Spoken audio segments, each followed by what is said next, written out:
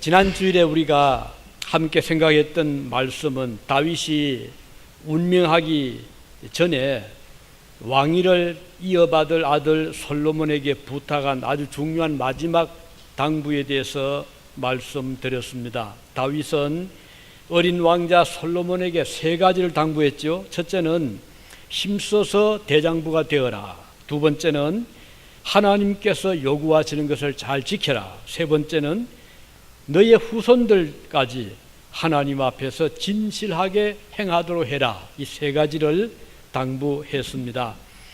이 세 가지 당부는요, 다윗이 남기고 떠난 그 많은 어떤 재산보다도 더 소중한 자산이 되었죠.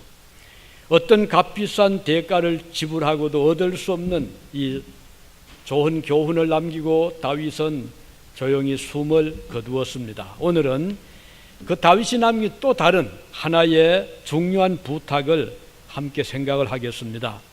이 부탁은 다윗과 함께 같은 세대를 살아가면서 주변에 있었던 몇 사람에 대한 부탁인데요.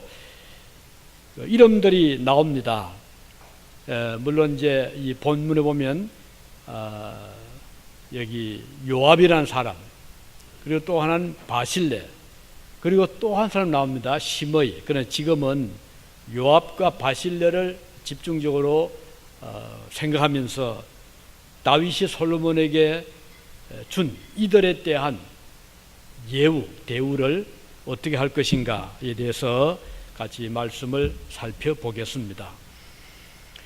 사람은 일생을 살아가면서 그 인물됨을 이제 보이며 살아가잖아요. 그래서 평가를 받기도 하죠. 좋은 평가도 받을 수 있고 또 때로는 좋지 않은 평가를 받을 수도 있습니다. 좋은 사람 또는 선을 행하며 산 사람은 이제 상을 또 칭찬을 받지만 그 반대의 경우도 있잖아요. 악한 일을 한다거나 또는 가슴에 못을 박는 그런 언행을 할 때 그에 대한 평가는 좋을 수가 없지요. 공의로운 정의로운 사회가 될 수가 없는 것입니다. 다윗은 앞으로 왕위를 계승하게 될 이 아들 솔로몬에게 오늘 말씀 본문에 본 대로 이 두 사람의 이름을 들면서 그들을 어떻게 대할 것인가를 말씀하고 있습니다. 우선 한 사람은 요압이라는 사람인데, 요압은 다윗의 아주 걸출한 신하였습니다. 그리고 요압과 다윗은 전혀 남이 아니었죠. 다윗의 이복 여동생 중에 스루야라고 하는 사람이 있었습니다. 요압은 그 스루야의 아들이었어요. 그렇다면 다윗과 요압의 관계는 다윗이 요압에게 외삼촌이 되는 거죠. 그렇게 먼 거리가 아닙니다. 그리고 요압은 다윗의 조카가 되는 것이고요. 요압은 이 배경을 힘입어서 다윗에게 발탁이 되어서 나중에 군대 장관, 국방장관의 자리에 지위를 얻게 됩니다. 그러나 요압은 그의 권력을 남용을 하죠. 때로는 다윗의 뜻을 반하기도 하고 다윗에게 적대적인 일도 서슴지 않았습니다. 그는 다윗의 반대에도 불구하고 사울의 군대 장관이었던 아비넬, 이 다윗은 아비넬을 보호하고 싶었어요. 그런데 요압은 이 아비넬을 죽이고 맙니다. 살해했습니다. 그뿐 아니라 그 후에 다윗의 강력한 반대에도 불구하고 이 요압은 아버지를 이제 대적해서 왕위를 찬탈하려 했던 압살롬을, 다윗은 자기 아들이니까 비록 자기를 대적했지만 그를 보호하고 싶어요. 이게 부모의 심정이죠. 그런데 요압은 달랐어요. 그래서 요압은 다윗의 요구를 묵살하고 다윗 아들 압살롬을 죽이고 맙니다. 비록 다윗에 있어서는 자기 왕위를 빼앗아 간 아들이긴 했지만 그 아들을 그래도 보호하고 싶었습니다. 요압은 이런 아버지의 마음을 헤아리지를 않았습니다.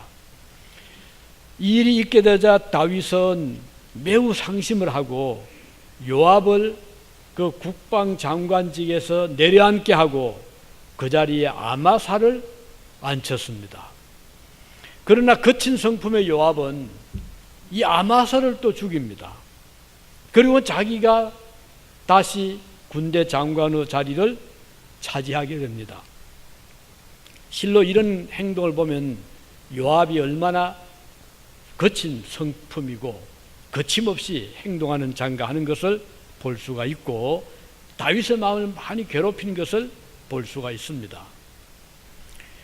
그리고 또 요압이 다윗을 심히 괴롭게 한 일이 있었는데 그것은 이 요압이요 나중에 다윗을 배반을 합니다. 그리고는 다윗이 지명하지 아니한 다윗은 지금 후대 왕으로 솔로몬을 왕으로 세우고 싶어 했잖아요. 그런데 요압은 그를 반대하고 아도니아를 지지를 하게 됩니다. 이렇게 해서 요압은 아도니아 편에 들고 그를 왕으로 추대하려고 했어요. 이걸 보면 요압은 다윗의 신하라기보다는 자기의 뜻을 펼치는 것을 더 좋아했던 이런 자로 볼 수가 있는데 우리는 이것을 보면서 우리가 하나님의 종들로서 하나님의 자녀들로서 우리도 하나님 아버지의 마음을 헤아리지 못하고 내가 좋은 대로 행하려 할 때가 얼마나 많은가 이런 생각을 해보게 됩니다. 우리 하나님은 우리로 하여금 이 길로 가기를 원하는데 우리는 다른 길로 가고자 할 때도 있었고 하나님의 뜻을 우리가 원하지 아니하고 내가 좋은 대로 행하려 할 때도 있었던 거 우리는 부인할 길이 없습니다. 과연 이것은 옳은 행동이 아니구나 하는 것을 오늘 이 본문의 다윗과 요압의 이 관계를 통해서도 우리가 알 수가 있는 것이죠. 이 요압은 정치 권력에 따라서 자기 일신의 유익을 위하여 미련 없이 신의를 저버렸고 섬기던 다윗을 향해서 등을 돌리는 일을 서슴지 않았습니다. 마지막 순간까지 다윗에게 충성을 해야만 하는 신복 요압은 그 자리를 지키지 못했습니다. 그는 월권을 일 삼았을 뿐 아니라 그가 좋은 대로 아주 거침없이 행동을 했습니다. 그의 눈에 거슬리는 사람들의 생명 빼앗는 일도 서슴지 않았습니다. 다윗은 요압의 이런 거친 행동으로 말미암아 많은 고통을 당했지만 생시에 그 요압을 제거하지를 않았습니다. 그러나 마지막 숨을 거두기 전에 아들 솔로몬에게 부탁을 하면서 네가 이런 일을 알지 않느냐. 그 솔로몬이 이제 눈으로 보기도 하고 또 아버지 듣기도 하면서 요압에 대해서 이제 많은 정보를 가지게 되죠. 그래서 아버지 다윗은 솔로몬에게 이 요압이 나에게 이런 일을 했다. 그러니 너는 그를 주목하고 조심하고 그리고 그로 하여금 평안하게 생을 마치게 하지 말아라. 이렇게 아들에게 부탁을 합니다. 자, 그리고 이제 이 사람이 요압이고 또 한 사람 더 있죠. 바실레. 이 바실레라는 사람이 나오는데 이 사람은 다윗의 신하도 아니고 더구나 다윗의 친척은 더욱 아니었습니다. 다윗이 나라를 평안하게 다스릴 때는 그 이름이 나타나지 않지요. 성경에 보면 바실레에 대해서 많은 설명이 없어요. 다만 길르앗 사람 바실레라고만 설명합니다. 아, 바실레는 길르앗 사람이구나 하는 것을 알 수가 있죠. 그런데 그럼에도 불구하고 이 다윗이 특별히 아들 솔로몬에게 바실레의 이름을 들면서 말한 이유가 있었습니다. 그것은 다윗이 이제 많이 피난 생활을 했잖아요. 도망을 많이 다녔어요. 어느 날 다윗이 피난 중에 대단히 피곤했습니다. 굶주렸어요. 다윗뿐 아니라 했던 신하들까지 그와 함께 도망가던 사람들까지도 먹지 못하고 쉬지 못해서 기진맥진하고 이제 갈 때 이 바실레라는 사람이 나타난 거예요. 그리고 다윗과 일행들을 위해서 먹을 것을 잔뜩 준비해 온 겁니다. 자, 거기에 버려도 나오고 거기에 양도 잡아오고 꿀도 가져오고 치즈를 가져와서 이 다윗을 그 허기진 그의 신하들에게 아주 배부르게 잘 먹여 주었습니다. 그뿐만이 아니었죠. 피난살이를 하던 다윗을 위해서 이 바실레는 여러 가지 세심한 준비를 해줍니다. 다윗을 위해서 침상도 준비해서 편히 쉬게 했고 또 물도 공급을 합니다. 여러분, 중동 지역에는 물이 참 귀했거든요. 손님을 제일 잘 대접하는 것이 대야에 물을 담아서 나그네의 발도 씻게 하고 시원하게 마시기도 하고 그런 일을 하는 것인데, 이 바실레는 다윗과 일행을 위해서 물을 공급했습니다. 그뿐 아니라 여러 가지 필요한 그릇들도 준비해주고 곡식까지 준비해서 다윗을 챙겨 주었습니다. 자, 우리 이걸 보면서 우리가 사람들에게 베풀 수 있는 여러 가지 그 좋은 일도 있겠지만 배고픈 사람에게 먹을 것을 줄 수 있다면, 피곤한 사람에게 피곤을 풀어줄 수 있는 어떤 그것이 적든 거든 일을 해줄 수 있다면 얼마나 그것이 도움받는 자에게는 위로가 되고 또 도움 베푸는 본인에게도 보람이 될 것입니다. 이 바실레는 다윗이 잘 나갈 때, 좋을 때는 나타나지 않았지만 정작 다윗이 도움이 필요하고 지치고 피곤할 때 나타나서 다윗을 잘 도와주었습니다. 우리가 하나님을 섬길 때, 또 하나님 백성들을 섬길 때도 마찬가지 아니겠습니까? 좋을 때야 굳이 안 나타나도 괜찮아요. 그러나 누군가 언젠가 우리의 도움이 필요한 사람이 나타날 때 우리가 그들에게 냉수 한 그릇 대접할 수 있다면, 또 그들에게 따뜻한 음식을 제공할 수 있다면 얼마나 그에게 위로가 되고 힘이 될 것인가. 오늘 다윗을 보면서 그런 생각을 하게 되고, 우리 하나님의 나라를 위해서 섬기는 자들로서 마찬가지입니다. 교회가 은혜롭게 아무런 어려움 없이 나갈 때는 그때야 내가 안 나타나도 교회 안에는 많은 사람들이 각 분야에서 일을 하기 때문에 별 문제가 안 되지만 정작 필요할 때가 있잖아요. 교회가 어려울 때가 있고 교회가 때로는 휘청거릴 때가 있고 또 힘들 때가 있는데, 정말 일꾼이 필요할 때가 있는데, 그럴 때 나타나서 주님을 섬기는 마음으로, 하나님을 사랑하는 마음으로 주의 몸된 교회를 섬길 수 있다면 우리 하나님이 얼마나 기뻐하실까. 오늘 다윗을 보면 그 마음을 알 수 있거든요. 자, 이 다윗이 이제 어느 날 이제 그 피난사를 좀 정리하고 예루살렘으로 이제 돌아갈 수 있는 날이 왔습니다. 그런데 요단강을 건너서 가게 돼 있었어요. 이때 바실레가 다윗을 찾아와서 잘 환송을 합니다. 그런데 이때 바실레 나이가 80세였어요.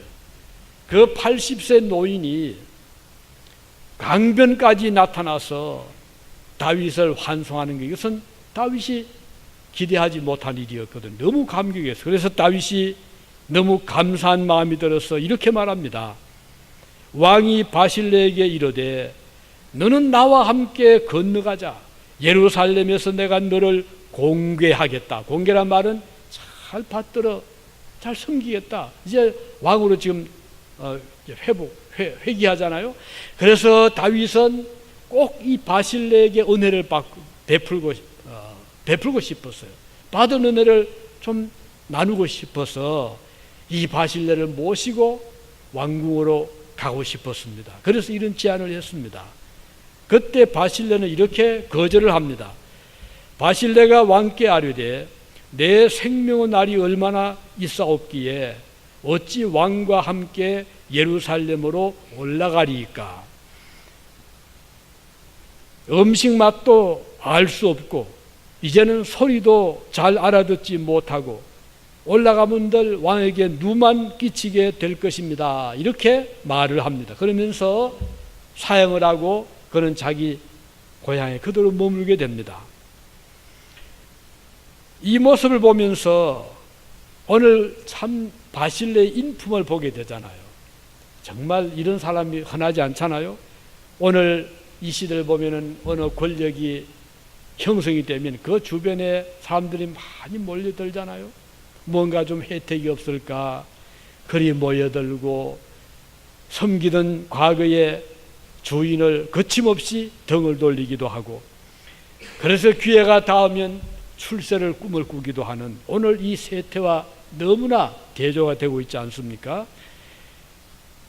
그러다가 어느 날 내가 가까이 한 자가 권력을 잃게 되면 언제 도움을 받았나는 듯이 또 그 자리를 철새처럼 떠나버리는 이런 세태를 우리가 보게 됩니다.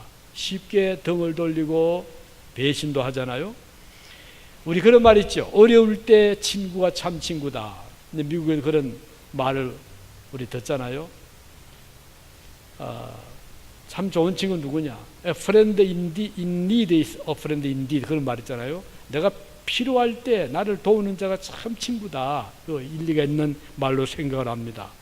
바실레는 다윗이 평안하고 아무 어려움이 없을 때는 조용히 그의 길을 갔습니다. 정작 심히 다윗이 곤고하고 어려움을 겪고 마실 물이 없고 먹을 음식이 없었을 때 혜성처럼 나타나서 다윗을 잘 보필해 주었습니다. 그는 적당하게 체면치레 정도 한 것이 아니고 진심으로 마음을 다해서 다윗을 위하여 큰 도움과 위로가 되어 주었습니다. 다윗이 어떻게 이런 그 바실레의 도움을 잊을 수가 있겠습니까? 그의 마음을 읽었지 않았겠습니까? 그가 받은 사랑의 빚을 꼭 갚고 싶었습니다. 그러나 이제 다윗이 예루살렘으로 돌아가서 바쁜 왕정 통치를 하다 보니 미처 그에게 아무런 보상을 해 주지를 못했고 세월은 흘렀고 바실레는 세상을 먼저 떠났습니다. 그래서 다윗은 도움을 받는 데 그쳤죠. 그러나 이제 다윗이 마지막 숨을 거둘 때 돌아보니 아쉬운 것이 바로 그 점이었어요. 내가 어려울 때 나를 도와줬던 바실레를 내가 조금도 챙기지 못했구나. 그래서 이 솔로몬에게, 그의 왕위를 이어받을 솔로몬에게 특별히 부탁을 한 게 바로 이 말입니다. 바실레를 기억해라. 그는 이렇게 말합니다. 열왕기상 2장 7절 본문이죠. 마땅히 길르앗 바실레의 아들들에게 은총을 베풀어 저희로 내 상에서 먹는 자 중에 참여하게 하라. 자, 바실레 죽었어요. 없죠? 이 세상에 없잖아요. 그렇지만 다윗은 이 솔로몬 그 아들에게 바실레의 아들들을 기억해라. 그들을 함께 내 상에서 음식을 먹게 해라. 이 말은 그들을 중용을 해줘라. 그들을 불러서 어떤 좀 일을 하게 해라. 그들이 왕궁에서 일을 하든 어떻든 네가 잘 챙겨주어라. 특별히 당부를 하게 된 것입니다. 비록 다윗이 살아 생전에 바실레에게 받았던 은혜를 자신은 갚지를 못했지만, 그리고 눈을 감게 되지만 그 아들 솔로몬 때에 가서라도 아들로 하여금 바실레의 아들들을 찾아내어서 그들에게 은혜를 베풀어 주라는 부탁이었습니다. 이것은 우리 성경에 보면 주의 이름으로 소자에게 냉수 한 그릇 대접하는 것도 인자는 결코 잊지 아니한다 라고 말씀했잖아요. 이건 무슨 말인가요? 오늘 우리가 작은 성이라도 사랑을 베풀 때 하나님이 기뻐하시고 하나님이 우리에게 우리의 베푼 선이 사랑의 축복으로 채워주신다는 약속입니다. 우리의 도움이 필요하지 않을 때야 뭐 굳이 그럴 필요 없겠지만, 정작 도움이 필요할 때가 있잖아요. 누굴 막론하고. 그럴 때에 옆에서 힘이 되어 줄 수 있다면 우리 하나님이 얼마나 기뻐하실까 하는 것을 여기서 알 수가 있습니다. 우리가 살아가면서 우리 당대의 복을 받는 것도, 번영하는 것도 소중하고 귀한 일입니다. 그러나 그보다 더 귀한 일이 있다고 하면 나의 다음 세대, 우리의 후손들이 번영하고 번창한다면 훨씬 더 좋은 일 아니겠습니까? 아마 여러분들 중에는 벌써 이 예화를 들으신 분이 계실 겁니다. 워낙 많이 알려진 실제 실화이기 때문인데, A Dictionary of Illustration 하는 예화 사전에 나와 있는 예화이기 때문에 조금 진부하긴 하지만 한번 다시 예화를 드리고 싶습니다. 미국의 그 상당하게 이 나라의 또는 미국 교회에 큰 일을 한 철학자요, 신학자요, 목회자였던 조나단 에드워드라는 분이 있었어요. 1700년대 사람인데, 미국 초창기 유명한 그는 아주 애국자요. 이제 말씀드린 대로 그런 독실한 미국의 대각성 운동의 선구자였어요. 그가 활동할 때 미국이 굉장히 국가적으로 아주 강했고, 국민 정신이 투철했고, 또 나라가 아주 안정이 됐는데, 그가 이제 믿음의 생활을 하면서 이제 결혼하고 가정을 이루고 그리고 자녀들을 얻게 됐어요. 이제 그 다음 대에 내려가서 몇 대 내려가서 그 후손들을 조사를 해보니까 729명의 후손들이 이제 생겼어요. 그래서 그 후손들의 이제 신분, 또 그들의 어떤 그 사회의 어떤 지위, 이런 것들을 쭉 살펴보았더니 729명의 조나단 에드워드의 후손들 중에서 300명의 목회자가 나왔어요. 목사님이 나왔고 65명의 대학 교수님들이 나왔어요. 그리고 13명의 대학교 총장이 나왔습니다. 60명의 저술가, 이 학자들이 나왔고 3사람의 국회의원, 1사람의 부통령이 배출이 됐어요. 보세요. 그 조나단 에드워드라는 한 경건한 가정의 자녀손들이 얼마 안 가서 이렇게 미국 사회를 움직이는 그런 훌륭한 후손들이 나타난 것이에요. 그런데 이 조나단 에드워드의 시대에 그 집에서 그렇게 멀리 떨어지지 않은 한 곳에 맥스 주크라는 사람이 살고 있었어요.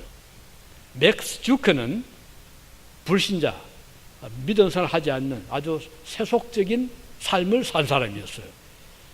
그러나 그거하고 그렇게 뭐 가난뱅이도 아니고, 그래도 재산도 가지고 아마 중류 정도 삶을 누리고 살았는데, 이 사람은 역시 결혼을 해서 자녀를 많이 가졌어요.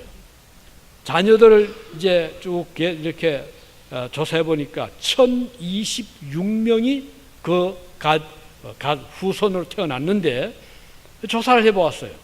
이 에드워드의 그 자손들을 조사하듯이 그 후손을 조사해 보았더니 300명이 일찍이 세상을 떠났어요. 무슨 이유인지 뭐 그건 안 밝혔는데, 아무튼 뭐 이런저런 일로 해서 300명이 일찍이 사망을 했고, 그리고 100명이 평균 13년의 감옥 생활을 한 자들이 나타났어요.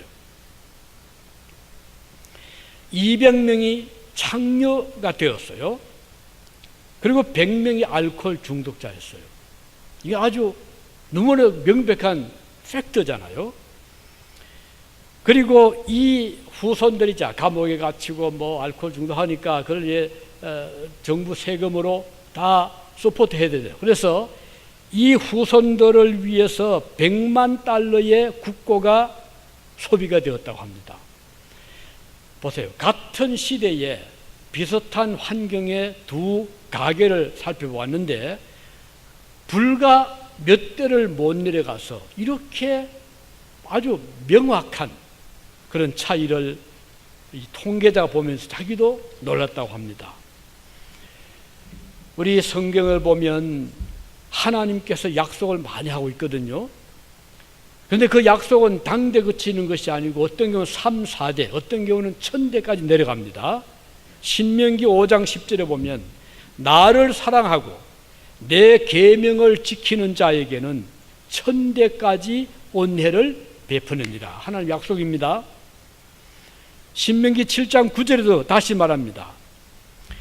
너는 알라 오직 내 하나님 여호와는 하나님이시요 신실하신 하나님이시라. 그를 사랑하고 그의 계명을 지키는 자에게는 1000대까지 언약을 이행하시며 인애를 베푸리라. 이렇게 말씀하고 있습니다. 물론 이 말은 꼭 1000대까지 한정된 건 아닙니다. 그만큼 상징적으로 그 후손들이 번영하고 복을 받는다, 그 뜻입니다. 어인들의 후손은 자자손손이 번영하고 복을 받는다는 뜻입니다. 우리는 사실 남북한을 비교해 보면 그 위에서 위성사진 딱 찍어보면 밤, 남쪽은 불야성처럼 환하잖아요. 여러 가지 도시 문명, 문화, 밝은 전기 또는 교통시설. 북한을 보면 암흑천지잖아요. 지금도 그건 변함이 없는데 사실 북한이 남한과 비교할 때 못 살 이유가 없어요. 자, 지하자원 얼마나 많잖아요. 광물, 온갖 지하 자원들, 엄청난 자산을 가진 땅이 북한 땅입니다. 그리고 북한에 인물이 없습니까? 얼마나 스마트한 사람, 북한 출신들이 많잖아요. 월남인들 굉장히 그 생활력 강하고 참 아주 전투직 아주 그 사업 잘하잖아요. 개성상인. 어느 면에서 보더라도 남한에 뒤질 게 없는 곳이 북한입니다. 70년 이제 분단 역사가 흘러가잖아요. 지금 북한이 못 살 이유가 없어요. 그런데 오늘 우리가 조금만 관심 있게 보면, 자, 국력의 차이, 부의 차이, 산업 발전의 차이, 교육의 차이, 어느 것을 비교해도 비교가 안 되잖아요. 한 가지 있다면 최근에 핵폭탄입니다. 이건 남한이 굳이 뭐 전쟁을 대비한 그런 준비가 없었기 때문에 온 결과를 할 수 있겠지만, 북한은 그거 하나 외에는 남한을 지금 지배할 아무런 그런 힘이 없잖아요. 어떻든 이런 역사를 보면 우리가 참 100년 다음을 본다고 할 때 어떻게 살아야 될 것인가, 우리가 신중하게 생각을 할 필요가 있습니다. 이제 이런 그 다윗의 부탁을 받고 이 다윗이 당부했죠. 솔로몬에게 저 바실레를 기억해라. 그가 나에게 이런 일을 했다. 네가 자녀들에게 네가 좀 도움 베풀어서 내 상에서 먹게 해라. 이렇게 부탁을 했죠. 다윗의 당부를 받은 솔로몬은 아버지의 말을 마음에 새겼어요. 그리고 나라가 안정이 되고 권력이 확고하게 되자 솔로몬은 아버지의 부탁대로 바실레 아들들을 잘 선대를 하게 됩니다. 솔로몬의 시대가 화려하게 열렸죠. 모든 권력의 구도가 솔로몬에게 쏠려졌습니다. 그런데 이 요압은 그동안 얼마나 자기의 어떤 개인적인 이익을 위해서 다윗 곁에 있다가 또 다윗을 멀리했다가 다윗의 그 권력이 약해지고 나이가 들자 다윗을 버리고 아도니아를 또 지지했다가 이런저런 일을 함으로 다윗의 마음을 많이 아프게 했어요. 그런데 솔로몬이 그 자기가 지지하지 아니한 솔로몬이 이 왕권을 잡고 권력이 탄탄하게 되자 갈 곳이 없게 된 거예요. 그래서 이 솔로몬이 피난할 수도 없고 어디 망명도 못하고, 그래서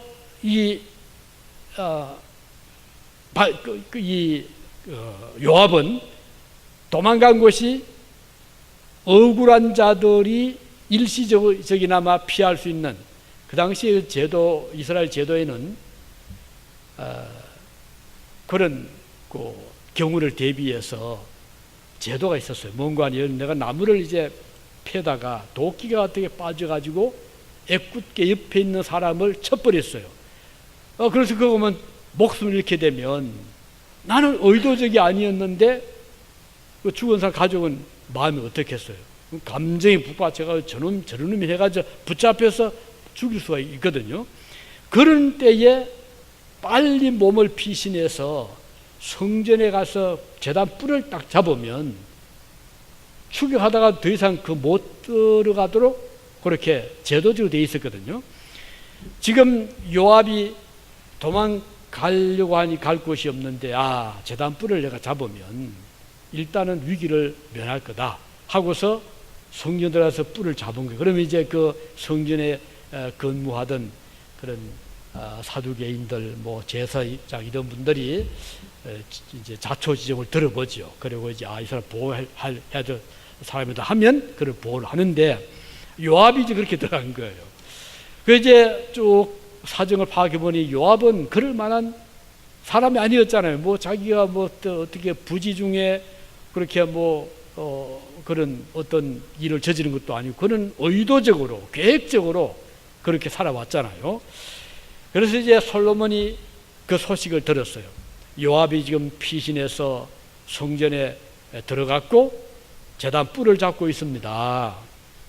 그래서 그 솔로몬이 그 말을 듣고 그 사람은 그렇게 보호할 사람이 아니다. 그를 처리해라. 이렇게 해서 결국은 요압은 제명까지 살지를 못했습니다. 자, 우리 이것을 보면서 참 요압이 그동안 살아온 그 길이 결국 그런 결과를 가져왔구나.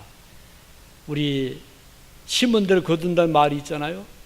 종두 덕두요 종과 덕과라 그런 말이죠. 콩 심은데 콩이 나고 외를 심으면 외를 거둔다. 그런 심은들 거둔다는 말이 있잖아요. 그래서 오늘 전하 여러분이나 우리는 오늘을 잘 심을 필요가 있어요. 씨를 잘 좋은 씨를 우리의 삶의 밭에다가 잘 뿌려놓으면 내가 비록 살아생전에 그 열매를 거두지 못하더라도 나의 자녀들이, 나의 후손들이 그 열매를 거둘 수가 있다 하는데 그 중에 제일 좋은 씨는 뭔가 물론 뭐 사업을 크게 해서 번창해 재산을 물려주는 것도 좋을 수가 있지만 더 좋은 것은 오이의 씨를 뿌리는 거예요. 선의 씨를 뿌리는 거예요.